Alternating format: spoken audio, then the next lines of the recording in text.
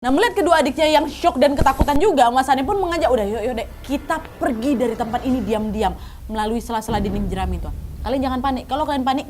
Hai, wassalamualaikum warahmatullahi wabarakatuh. Terima kasih sudah klik video ini. Oke, jadi di malam Jumat ini seperti biasanya aku akan kembali menceritakan kisah horor Wawa yang udah masuk ke part 69. Buat kalian yang nggak mau ketinggalan kisah horor Wawa lainnya, bisa langsung pergi aja ke playlist Wak, cari itu kisah horor Wawa, ada tuh part 1 sampai part sekarang ya. Dan untuk kisah horor kali ini bener-bener super nggak cuman seram aja, tapi lebih ke menegangkan dan sadis,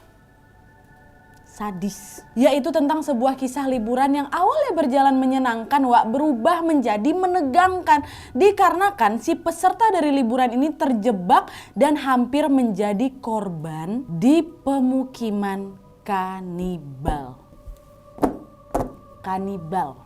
pemakan manusia. Yes. Tonton video ini sampai habis ya Wak ya, jangan lewatkan sedikit pun, biar sama-sama kita tegang sama merindingan ya. Tapi Wak, sebelum aku masuk ke kisahnya, ngomong-ngomong kalian udah gajian ya kan? Pas lagi mau cari apa Wak? Baju, perlengkapan olahraga. Tenang aja Wak, buruan kalian sekarang buka aja di Bukalapak, karena sekarang lagi ada diskon sampai 95% loh. Jangan sampai kehabisan Wak ya. Caranya gampang banget, kalian langsung klik aja link yang ada di description box di bawah buat belanja di Bukalapak. Jangan sampai kehabisan, daripada nyesel kalian ya kan? Nah sekarang baru nih, tanpa berlama-lama kita langsung masuk aja ke ceritanya ya, cekidot. Fokus, jangan nonton sendirian.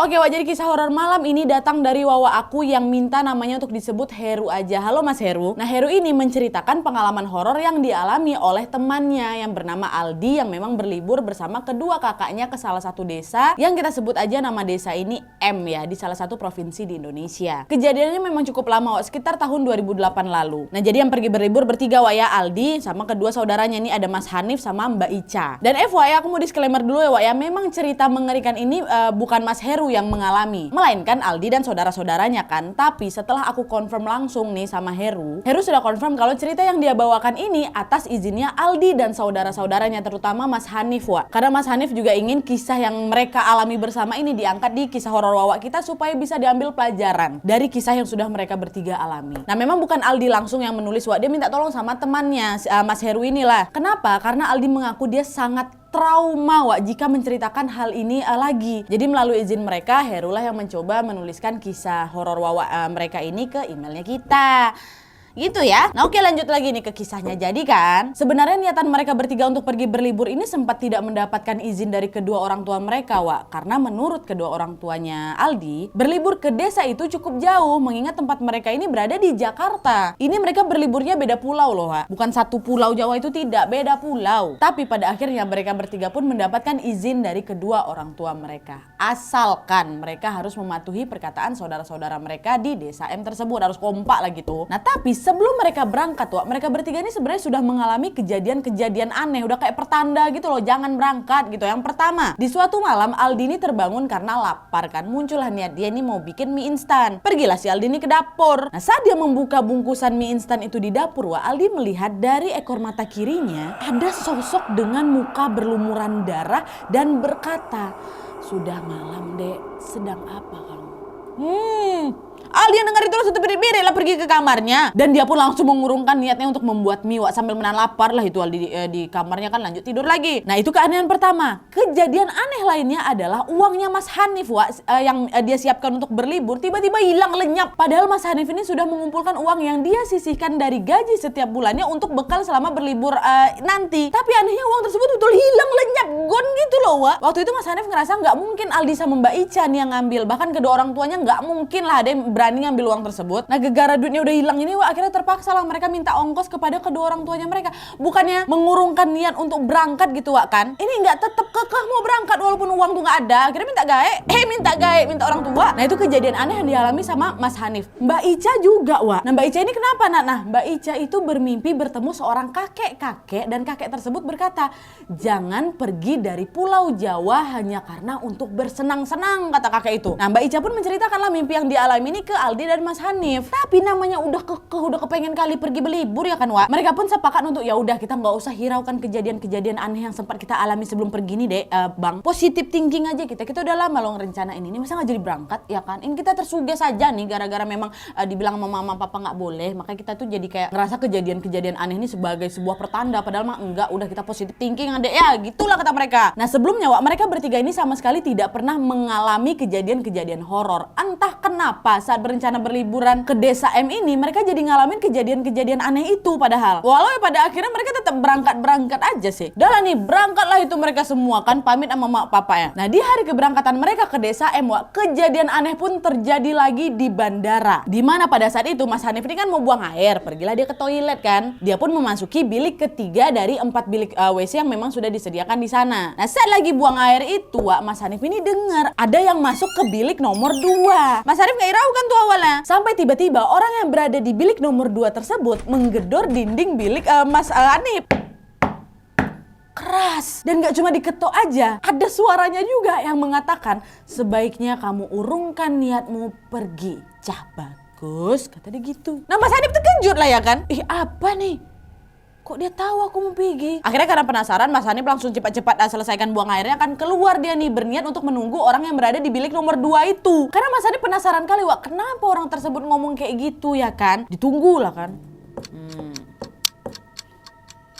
Ditunggu gak keluar-keluar. Akhirnya Mas Hanif ini pun memberanikan diri untuk memanggil nih, permisi Mas, Pak, permisi. Nah karena nggak ada jawaban Wak, Mas Hanif pun sedikit kayak mendorong pintu bilik WC itu loh. Nah waktu didorong Wak, lagi-lagi Mas Hanif terkejut karena ternyata di bilik nomor 2 itu yang nggak ada orang sama sekali. Dan terdapat tulisan rusak di atas WC duduk itu Wak. Mas Hanif heran lah kan, terus siapa tuh tadi yang masuk ke bilik ini? Aku yakin kali tadi gedorannya dari sebelah sini. Nggak ada, rusak WC itu. Nah belum selesai Mas Hanif ini terkejut Wak, tiba-tiba dia mendengar ada suara geraman seperti kayak suara harimau tuh loh.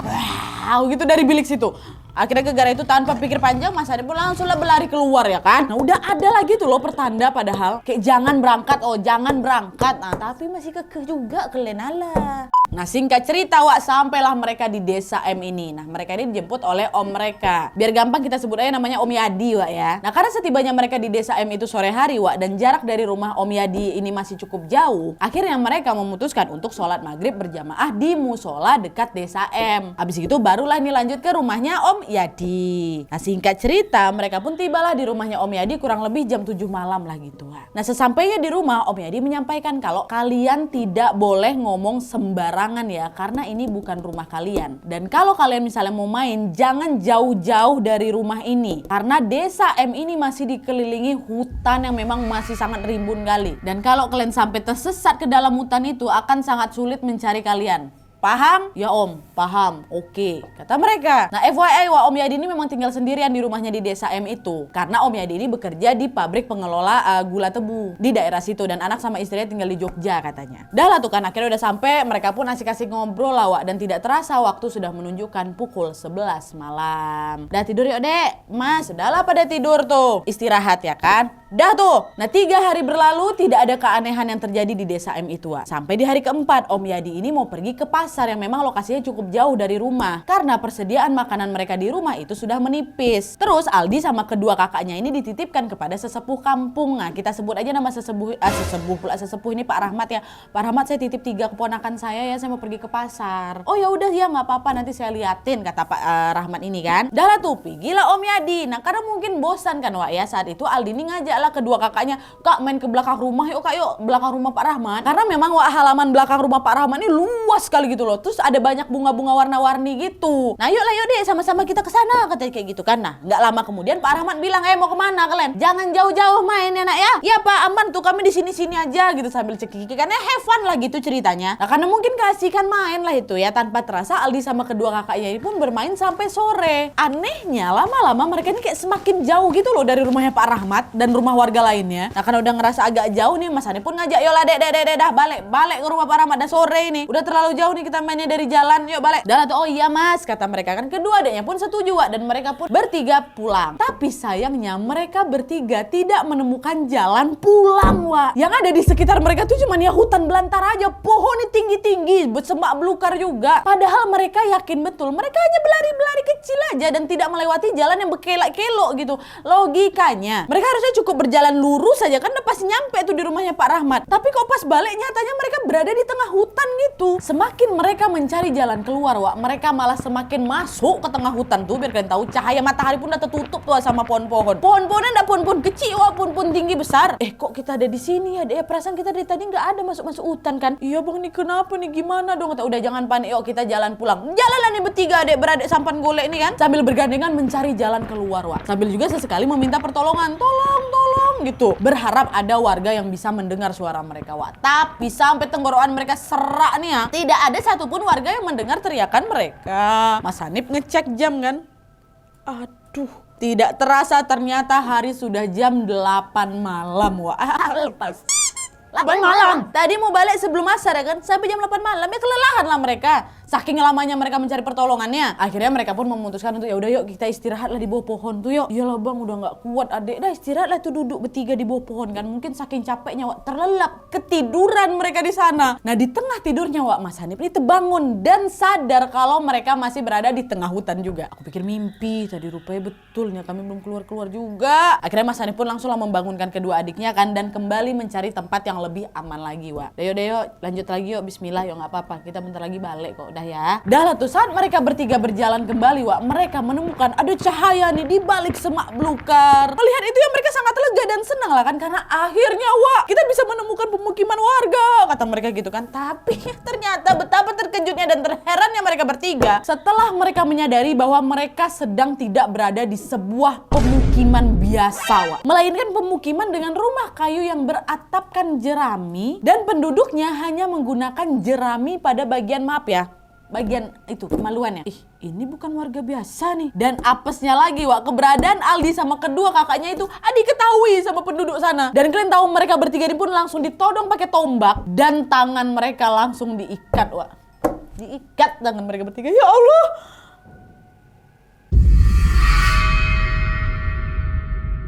Nah Aldi mengatakan bahwa pemukiman itu sebenarnya bagus Heru. Rumah-rumah itu memang tradisional, penerangannya juga bagus. Tapi kami ngelihat itu dalam keadaan tangan terikat macam tawanan. Udah pasti kami ketakutan setengah mati lah kan, menangis lah mereka ini semuanya Wak. Terutama siapa, Mbak Ica. Kenapa nih Kak, tolong Mas, macam mana nih Mas ya, kita gimana nih di dalam, kita nih di tempat apa nih Mas. Mas Adi pun mencobalah menenangkan kedua adiknya kan. Udah tenang kok, tenang.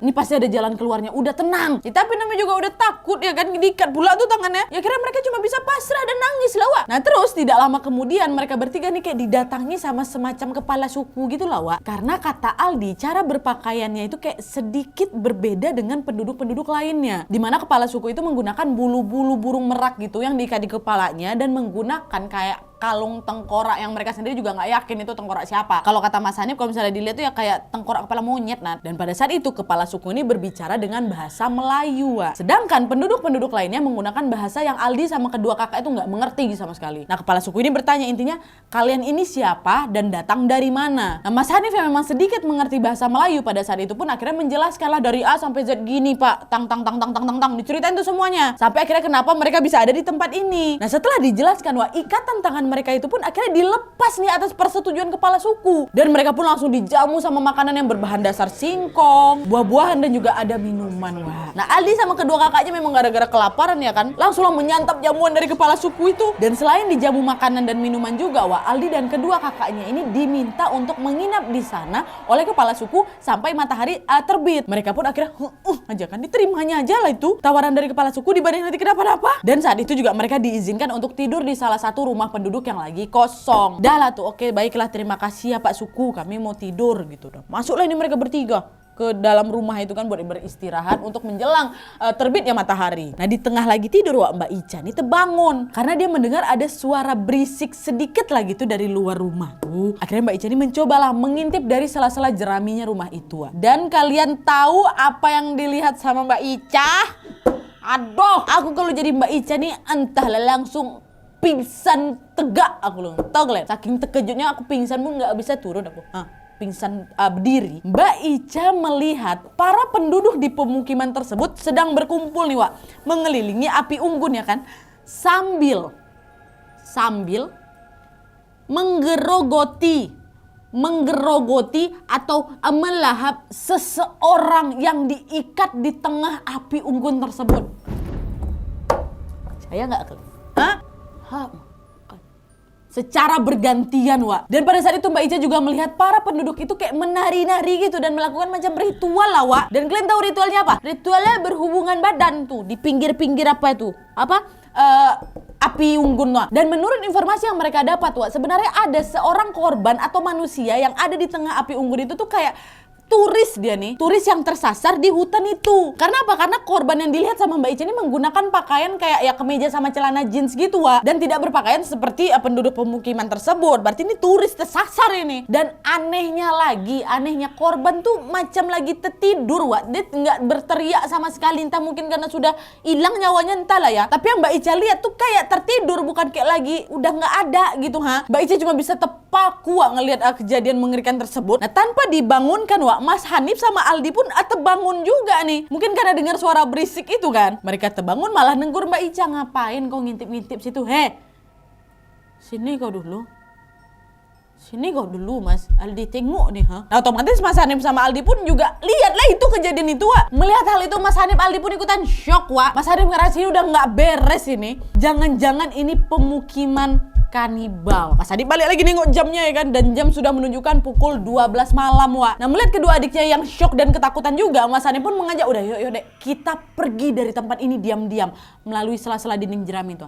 Kalian jangan panik. Kalau kalian panik, kita nggak bisa kabur, ya. Dan kalau kita lama-lama di sini, dek, bisa-bisa kita juga nih jadi korban selanjutnya. Fokus kalian ya. Udah nih, oke bang, siap bang. Menangis kan. Oke, kita berangkat, dah siap aku dah. Tapi apesnya, Wak, pada saat mereka mencoba untuk kabur, kepergok itu mereka sama penduduk pemukiman tersebut. Kepala suku tuh pulang seperti angin dia. Jangan kabur kalian ya. Kalian sudah menjadi bagian dari kami, kata dia. Mas Hanif sama kedua adiknya nggak peduli sama sekali. Mereka tetap berlari sekuat tenaga supaya terbebas dari kejaran penduduk itu, ha. Dan Aldi menceritakan bahwa wujud dari penduduk kanibal itu tuh sangat-sangat menyeramkan, Wak. Gigi mereka tuh kayak gigi hiu dan berlumuran darah pula. Terus mata mereka melotot sambil melemparkan tombak ke arah si Aldi, Mbak Ica sama Hanif.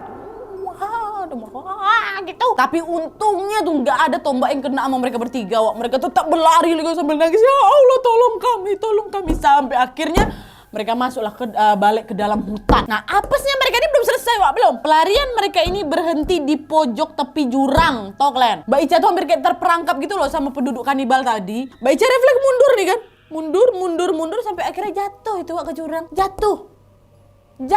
Nah, Mas Hanif sama Aldi yang melihat Mbak Ica jatuh pun mau nggak mau ya gimana, histeris ya kan. Dan tanpa pikir panjang, mereka pun ikut itu, Wak, terjun ke jurang tuh, untuk menyelamatkan Mbak Ica. Dan beruntungnya kali, Wak, pada saat itu mereka bertiga jatuh di atas kayak semak-semak gitu loh, Wak, dan tidak mengalami cedera parah. Kadang nggak langsung jatuh ke tanah gitu, Wak. Dan menurut Mas Hanif nih, Wak, ya, jurang tersebut kurang lebih kayak 20-30 meter lah gitu. Itu nggak langsung kena tanah kan, tersangkut semak-semak lah gitu katanya, Wak. Nah, sehabis jatuh dari jurang tersebut, mereka bertiga pun sama-sama pingsan. Yang Aldi ingat dia samar-samar mendengar teriakan kepala suku yang marah. Entah ngomong apa lah si kepala suku ini, tapi yang jelas dia tuh kayak marah. Dan gak lama kemudian Aldi pun langsung tak sadarkan diri alias pingsan. Dah, nah singkat cerita terbangunlah itu mereka bertiga, Wak. Mas Hanif tengok jam lagi. Ternyata sudah pukul 7 pagi. Mereka pun langsunglah melanjutkan perjalanan mereka untuk mencari jalan keluar kan, dengan badan yang memang udah penuh luka lecet, Wak. Mbak Ica juga kakinya terkilir. Aldi sama Mas Hanif lah itu yang memapah Mbak Ica ini sambil mencari jalan keluar, Wak. Nah, sambil mencari jalan keluar ini akhirnya mereka bertiga pun mendengar kumandang azan, Wak. Nah, Mas Hanif sempat bingung nih karena jam baru menunjukkan pukul 10 pagi. Nggak diambil pusing kali itu sama Mas Hanif, yang jelas aku udah dengar suara azan, berarti itu ada musola atau masjid lah gitu kan. Akhirnya mereka mengikutilah suara azan tersebut dan syukurnya mereka keluar dari semak belukar dalam hutan tua. Mereka senang ya, bukan main, sujud syukur semuanya karena akhirnya mereka benar-benar bisa keluar dari hutan itu. Udah nggak keukur lagi bahagianya kami waktu itu, kata si Aldi ini. Dan tahu kalian mereka keluarnya di mana? Bukan keluar di belakang rumahnya Pak Rahmat, bukan. Melainkan di belakang musola tempat mereka sholat maghrib saat pertama kali nyampe desa M tuh, masih ingat kalian kan? Itu masih jauh loh ke rumahnya Om Yadi dan Pak Rahmat. Keluarnya di situ. Dan pada saat itu mereka pun bertemulah dengan jamaah yang sedang menunaikan sholat berjamaah di musola itu. Dan menurut informasi mereka ternyata sudah menghilang 1 minggu. Padahal mereka cuma ngerasa paling 2 hari itu kita dalam hutan tuh kan. 1 minggu kau hilang. Dan ternyata juga jam tangannya Mas Hanif ini udah rusak setelah dilihat-lihat lagi, Makanya dia heran kenapa jam 10 udah berkumandang azan. Rusak abang jamnya, rusak jam abang, Bang. Nah, terus setelahnya warga dan Om Yadi pun langsung membawa mereka ke rumah sakit terdekat. Kedua orang tuanya mereka pun langsung datang ke desa M juga tuh dari Jakarta, karena ya khawatir lah ketiga anaknya hilang 1 minggu. Dan akhirnya mereka bertiga pun menceritakan apa yang mereka alami ke kedua orang tuanya, ke Om Yadi, ke Om Rahmat, tentang apa yang sudah mereka lalui selama di hutan, mulai dari tersesat, itu menemukan pemukiman kanibal tadi, sampai terjatuh ke jurang itu, semua mereka ceritakan. Nah, mendengar cerita Aldi dan kedua kakaknya, Pak Rahmat yang sesepuh tadi, dia kayak confirm gitu loh, memang betul masih ada suku-suku di pedalaman yang memang kental kali dengan dunia magic. Magis. Dan Pak Rahmat juga sangat bersyukur mereka bisa keluar dari hutan dan lepas dari para penduduk pemukiman kanibal itu. Tapi memang tidak diketahui dari suku mana penduduk yang mereka temui tersebut, Dan Pak Rahmat juga mengatakan kalian hilang selama 1 minggu, padahal kan baru ngerasa 2 hari aja hilangnya kan. Karena apa? Karena kalian sudah memasuki dunia gaib di hutan tersebut. Tapi yang jelas mereka semua yang ada di sana sangat bersyukur Aldi, Mas Hanif dan Mbak Ica bisa pulang dengan keadaan selamat, walaupun memang luka-luka lecet ya kan. Biarlah itu luka-luka lecet dibanding jadi korban. Ya kan? Dan setelah pulih mereka semua pun balik lagi ke Jakarta, Dan gak sampai di situ aja, kejadian aneh sekali lagi terjadi sama Mas Hanif. Dimana pada saat Mas Hanif menggunakan toilet yang ada di dalam pesawat, yang lagi terbang nih menuju kemana, ke Jakarta, Mas Hanif kembali mendengar suara dari toilet yang mengatakan, "Sudah saya peringatkan kamu ya, Cabakus, jangan pergi." Dan pesawat tuh mau nengok siapa, kiri kan orang pengap semua kok di situ. Mas Hanif dengar itu terkejut lah dan langsung membuka pintu toilet, tapi nggak ada siapapun yang dia temukan depan pintu tuh. Dan setelahnya lagi-lagi Mas Hanif kembali mendengar suara geraman harimau pada saat itu di pesawat. Dan sejak saat itu Mas Hanif ini pula yang jadi kayak peka gitu loh terhadap hal-hal mistis dan makhluk tak kasat mata sejak balik dari hutan tuh. Untung Ali sama Mbak Ica tidak.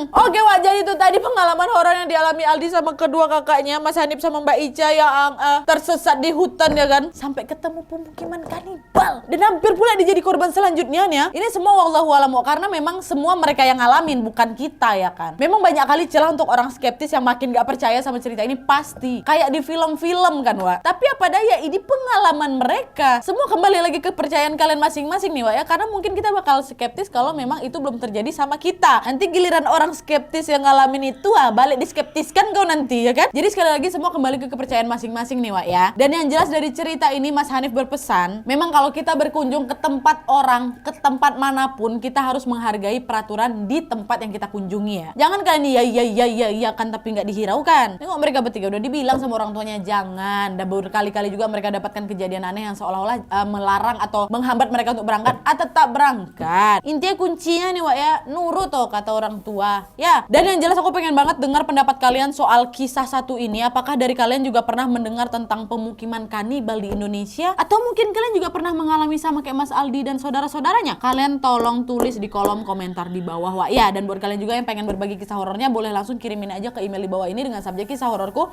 Tuliskan serapi mungkin, seapa adanya aja, dan juga sertakan nomor WhatsApp sama Instagram kalian supaya kami gampang untuk hubungin kalian kalau misalnya cerita kalian di-upload di video berikutnya, oke? Oke, jadi sekian dulu videonya. Terima kasih banyak yang sudah menonton. Kalau kalian suka video ini, klik like-nya. Jangan lupa komen di bawah untuk ide dan saran-saran untuk video selanjutnya. Jangan lupa nyalain notifikasinya supaya kalian tahu kalau aku upload video baru. And as always, jangan lupa untuk klik tombol subscribe supaya kalian sama-sama tahu informasi menarik dan menegangkan dari channel aku. See you next video, Bye!